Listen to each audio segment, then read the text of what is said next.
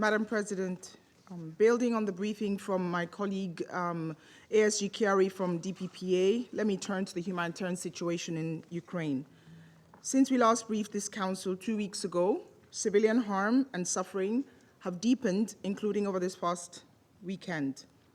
More families have been forced to endure the all too familiar pattern of this war: attacks, destruction, loss, another night without safety. On June 15, strikes on Kyiv and Kharkiv damaged homes and critical infrastructure, leaving well over 100,000 households without power. Again, as mentioned by ASG Chiari, in Kyiv, the Kyiv Pechersk Lavra monastery, a UNESCO World Heritage site at the heart of Ukraine's religious and cultural life, was struck and damaged. This site carries centuries of cultural heritage, history, identity that must be protected.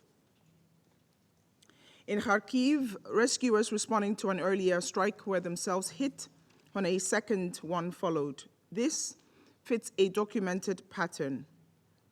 The UN Human Rights Monitoring Mission in Ukraine has found repeated strikes on ambulances, rescue teams, and aid workers, in some cases, as you heard, hit twice as they returned to help.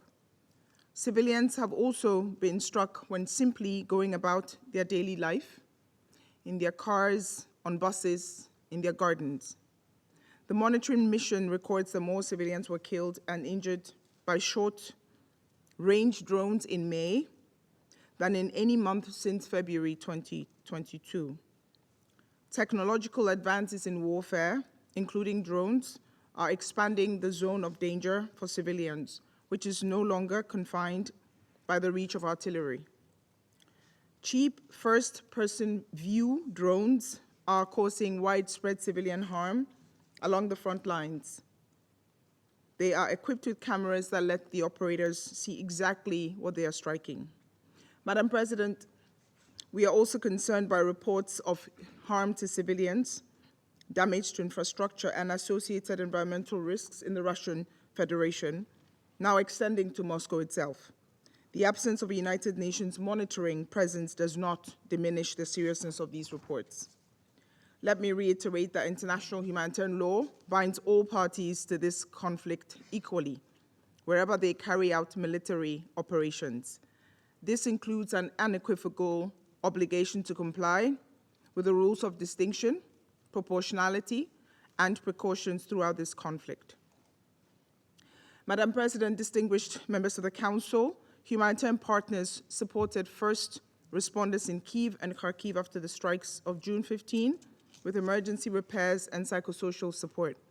Response has continued across multiple regions following subsequent attacks. We continue to support voluntary civilian evacuations and bring assistance to frontline communities in need wherever access allows. But that space is narrowing. Evacuation teams report being tracked and followed by first-person view drones as they try to reach people near the front line, putting civilians aiming to leave the front line, as well as humanitarians at risk of harm. Every attack on an ambulance, every attack on an aid convoy deprives anyone who would otherwise have been helped. It also affects the very people who are trying to assist: humanitarian personnel, health workers. Madam President, my two asks are not new. They are even more urgent given what we continue to see. First, and again, use your influence to ensure all parties comply with international humanitarian law wherever they take the fight. This means ensuring the protection of civilians and civilian objects, including critical infrastructure and cultural property everywhere.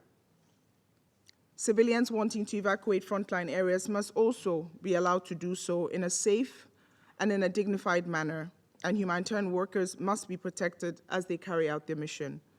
It also means pressing for safe, rapid, unimpeded humanitarian access to civilians in need. Second, provide timely, flexible funding. Without it, the consequences fall on the most vulnerable and least able to move out of harm's way. These resources allow humanitarians to stay and deliver, even as the operating environment becomes more dangerous. For millions of people suffering through these hostilities, what this council does matters greatly.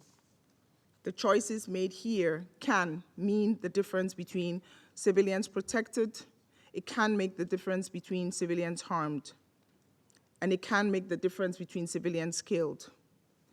The choices we made here can mean the difference between aid delivered or aid denied. And the choices made here can mean lives saved or lives lost. I thank you.